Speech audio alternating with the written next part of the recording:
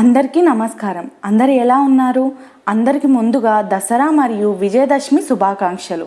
ఆశ్వాయుజ మాసంలో శుక్లపక్షంలో వచ్చే దశమిని విజయదశమి లేదా దసరాగా జరుపుకుంటాం.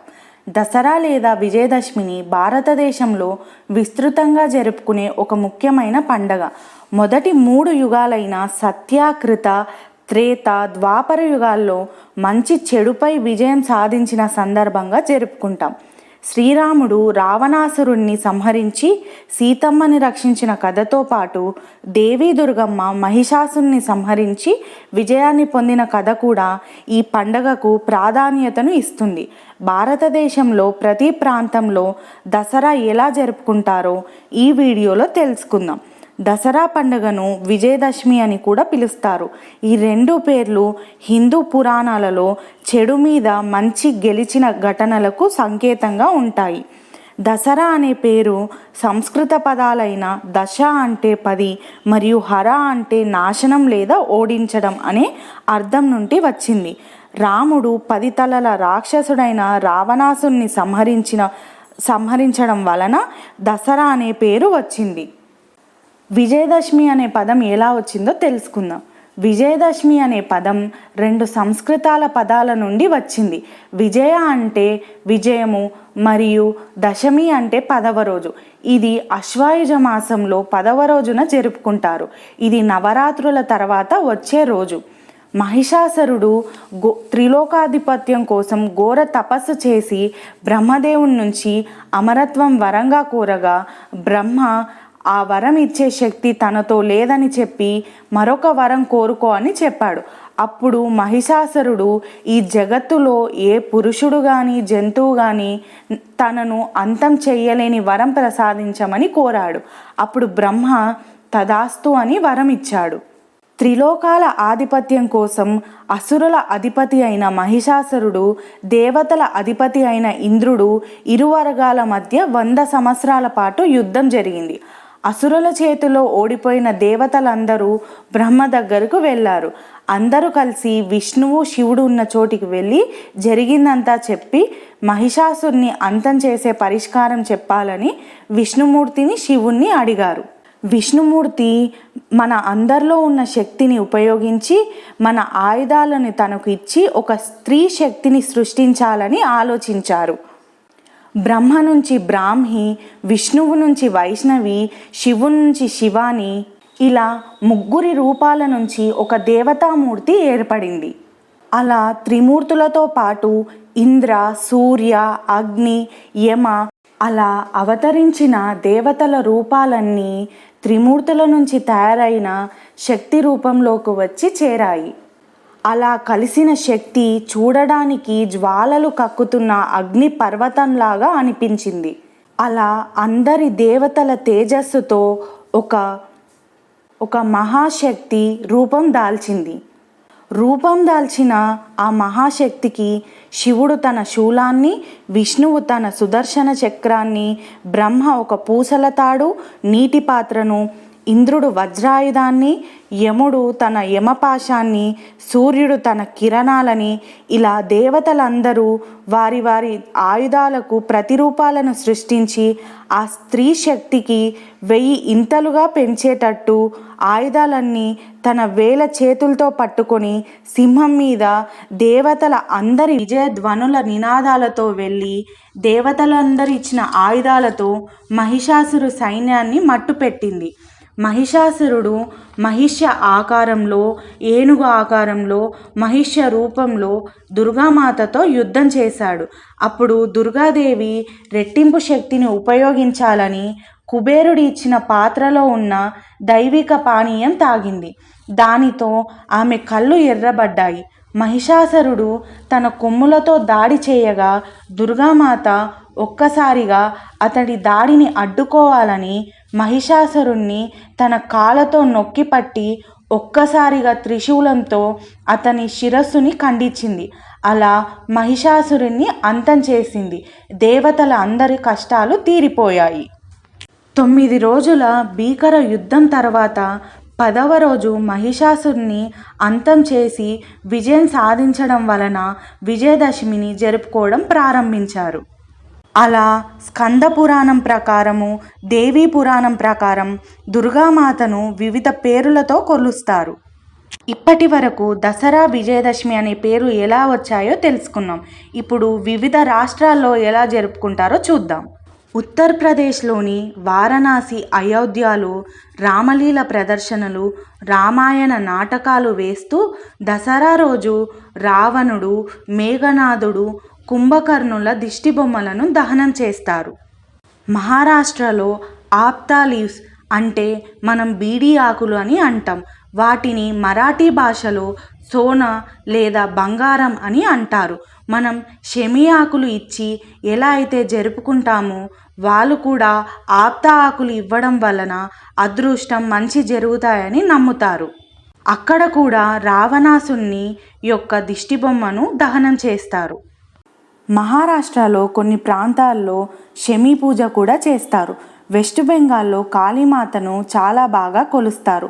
అక్కడ కాళీమాత ఉత్సవాలు, ప్రదర్శనలు చేస్తారు. దుర్గామాత విగ్రహాలను 9 రోజులు పూజించి 10వ రోజు దుర్గా పూజ తర్వాత హూగ్లీ నదిలో విజయ విసర్జన చేస్తారు. అస్సాం, త్రిపురలో కూడా వెస్ట్ బెంగాల్ లాగానే జరుపుకుంటారు. వెస్ట్ బెంగాల్లో సింధూర్ కేలా అనే ప్రత్యేకమైన ఉత్సవాలను జరుపుకుంటారు. పెళ్ళైన ఆడవారు కుంకుమను జల్లుకుంటూ చాలా సంతోషంగా ఆడుకుంటారు. ఇలా ఆడడం ద్వారా వాళ్ళకు భాగ్యం కలుగుతుందని నమ్ముతారు. సింధూర్ కేలాని సింబల్ ఆఫ్ ప్రాస్పరిటీగా భావిస్తారు. కర్ణాటకలో మైసూర్ ప్యాలెస్ని లైట్స్తో డెకరేట్ చేస్తారు. మైసూర్ మహారాజుల కులదైవమైన చాముండేశ్వరి దేవిని ఏనుగులు, గుర్రాలపై ఊరేగిస్తారు. ఆ ఊరేగింపుని దర్శించడం కోసం చాలా ప్రాంతాల నుంచి జనాలు వస్తారు. చాలామంది కళాకారులు వాళ్ళ కళా ప్రదర్శనలు చేస్తారు.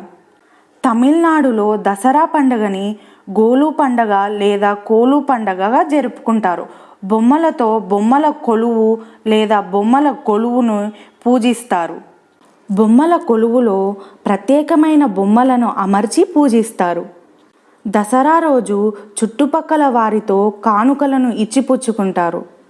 గుజరాత్లో సాంస్కృతికపరమైన బట్టలను ధరించి 9 రోజులు పాటలు పాడుకుంటూ నవరాత్రి గర్బా, దాండియా ఆటలను ఆడతారు. రామ్లీల ప్రదర్శనలు కూడా చేస్తారు. కొన్ని చోట్ల రావణాసురుడి దిష్టిబొమ్మలను దహనం చేస్తారు. రాజస్థాన్లోని జైపూర్, ఉదయ్పూర్, మిగతా పట్టణాల్లో రామ్లీల ప్రదర్శనలను చేస్తారు. చాలామంది ఆయుధ పూజలు కూడా చేస్తారు. దసరా రోజు రావణాసుని దిష్టిబొమ్మలను దహనం చేస్తారు. ఢిల్లీలో రామ్లీల ప్రదర్శనలు, రెడ్ ఫోర్ట్ మైదానంలో పెద్ద ఎత్తున రావణాసుని దిష్టిబొమ్మలను దహనం చేస్తారు. ఢిల్లీలోని రెడ్ ఫోర్ట్ మైదానంలో జరిగే రావణ దహనం చాలామంది ప్రజలను ఆకర్షిస్తుంది. పంజాబ్లో దసరా రోజు గుడులను అలంకరించి గుడిలో కీర్తనలను చేస్తారు. రావణ దహనాలు, జాతరలు, సాంస్కృతిక ప్రదర్శనలను చేస్తారు. పంజాబ్లో కన్యా పూజ, బాలికలను దేవతలుగా పూజిస్తారు. ఒడిస్సాలో గుడులను బాగా అలంకరించి సాంస్కృతిక నృత్యాలు చేస్తారు. షమి చెట్టుకు పూజ చేసి రావణ దహనం చేస్తారు. మధ్యప్రదేశ్, ఉత్తరాఖండ్లో కూడా మిగతా నార్త్ ఇండియన్ స్టేట్స్ లాగే రామ్లీల ప్రదర్శనలు, రావణ దహనాలు చేస్తారు. కానీ మధ్యప్రదేశ్లోని ఉజ్జయిన్, ఇందోర్ పట్టణాలలో ఊరేగింపులు, జాతరలు జరుగుతాయి. ఉత్తరాఖండ్లోని నైనిటాల్, ఆర్మోరా పట్టణాల్లో దసరాని చాలా ఘనంగా జరుపుకుంటారు. బీహార్లోని పాట్నాతో పాటు మిగతా పట్టణాలు రామ్లీల ప్రదర్శనలను ఎంతో ఘనంగా చేస్తారు. రామ్లీల ప్రదర్శనలతో పాటు రావణ దహనాలు కూడా చేస్తారు. హిమాచల్ ప్రదేశ్లోని దసరాను అంతర్జాతీయ ప్రాముఖ్యత చెందినది. 1 వారం పాటు చేస్తారు. ఇక్కడ రావణ దహనం చేయకుండా రఘునాథుని విగ్రహాన్ని పూజిస్తారు. ఆయన విగ్రహం కులు ప్రదేశమంతా ఊరేగిస్తారు. కేరళలో దసరాని విద్య ఆరంభంగా జరుపుకుంటారు. కేరళలో దసరా సందర్భంగా విద్యపై దృష్టిని సారిస్తారు. దసరా రోజు అర్చకులు లేదా పెద్దల మార్గదర్శకత్వంలో వారి మొదటి అక్షరాలు వ్రాసే విద్య ఆరంభం అనే ఆచారంలో పిల్లలకు అక్షర ప్రపంచానికి పరిచయం చేస్తారు. ఛత్తీస్గఢ్లో బ్యాస్టర్లో దసరాను యూనిక్గా 75 రోజుల పాటు జరుపుకుంటారు. దంతేశ్వరి అనే దేవిని కొలుస్తారు. ట్రైబల్ కమ్యూనిటీస్ యొక్క ఆచారాలను ఫాలో అవుతూ పూజిస్తారు. జమ్మూ అండ్ కాశ్మీర్లో దేవాలయాలు రిలీజియస్ సైట్లను చాలా అందంగా అలంకరిస్తారు. రామ్లీల ప్రదర్శనలను చేస్తారు. దసరా రోజు రావణాసుని యొక్క దిష్టిబొమ్మను దహనం చేస్తారు. మణిపూర్లో దసరా ఎక్కువ సెలబ్రేట్ చేయరు. కొన్ని ప్రాంతాల్లో సాంస్కృతిక ప్రదర్శనలు, విందు భోజనాలు చేస్తారు. నాగాలాండ్, మిజోరాంలో క్రిస్టియన్ మెజారిటీ ఎక్కువ ఉండడం వలన దసరా ఎక్కువ మంది సెలబ్రేట్ చేయరు. హిందూస్ ఉన్న ప్రాంతాల్లో పూజలు, రావణ దహనాలు చేస్తారు. గోవాలో దసరా రోజు రావణ దహనాన్ని, సాంస్కృతిక కార్యక్రమాలను జరుపుకుంటారు. తెలుగు రాష్ట్రాలైన ఆంధ్రప్రదేశ్లో విజయవాడ కనకదుర్గమ్మ తెప్పోత్సవాలు, చివరి రోజు ప్రభలు, బేతాళ నృత్యాలు, ఊరేగింపు ప్రజలను ఆకర్షిస్తుంది. చాలామంది నవరాత్రుల్లో అమ్మవారి మాలను ధరిస్తారు. ఆంధ్రాలో బొమ్మల కొలువు, ఆయుధ పూజలను కూడా చేస్తారు. పాలపిట్టను చూసి షమీ చెట్టుకు పూజ చేసి రావణ దహనం చేస్తారు. తెలంగాణలో దసరాని బతుకమ్మ పండుగగా జరుపుకుంటారు. బతుకమ్మ పండుగ తెలంగాణ రాష్ట్ర పండుగ. పూలతో బతుకమ్మను పేర్చి గౌరీదేవతని పూజిస్తారు. ఆడవాళ్ళు అందరూ ఒక్కేసి పువ్వేసి చందమామ, రామ రామ రామ ఉయ్యాలో అని చప్పట్లతో జానపద పాటలు పాడుకుంటూ నృత్యాలు చేస్తారు. పాలపిట్టను చూసి షమీ చెట్టుకు పూజ చేసి రావణ దహనాన్ని చేస్తారు. ఇక్కడ కూడా కొంతమంది అమ్మవారి మాలను ధరిస్తారు. నవరాత్రులు పూర్తయిన తర్వాత అమ్మవారి మాలను విరమించుకుంటారు. షమీ చెట్టు లేదా జమ్మి చెట్టు ఆకులని బంగారంగా భావించి వాటిలో శనగలు, పూలు కలిపి వాటిని పెద్దలకు ఇచ్చి ఆశీర్వాదం తీసుకుంటారు. చిన్నపిల్లలు జమ్మి ఆకులను ఇచ్చిపుచ్చుకుంటూ అలాయ్ బలాయ్ చేసుకుంటారు. తెలంగాణలో లాగానే ఆంధ్రాలో కూడా షమీ ఆకులను బంగారంగా భావిస్తారు. షమీ ఆకులు లేదా జమ్మి ఆకులు ఇవ్వడం ద్వారా అదృష్టం, మంచి జరుగుతుందని భావిస్తారు. ఇంతకీ పాలపిట్టను ఎందుకు చూస్తారో మీకు తెలుసా? పాలపిట్టను శివునిలా భావిస్తారు. పాలపిట్టను నీలకంఠ పక్షి అని పిలుస్తారు. శివుడు దేవతల కోసం విషం, హాలాహలాన్ని త్రాగడం వలన కంఠం నీలంగా మారుతుంది. అందుకుగాను శివుణ్ణి నీలకంఠుడు అని పిలుస్తాం. పాలపిట్టను శివునికి ప్రతీకగా భావించి పాలపిట్టను చూడడం ద్వారా మంచి జరుగుతుందని నమ్ముతారు.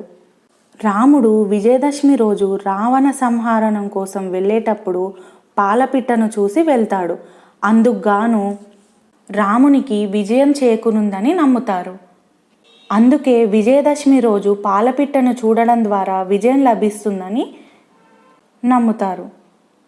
జమ్మి చెట్టును పూజించడం, ఆయుధ పూజ చేయడం, పాలపిట్టను చూడడం వెనుక ఇంకో కథ కూడా ఉంది.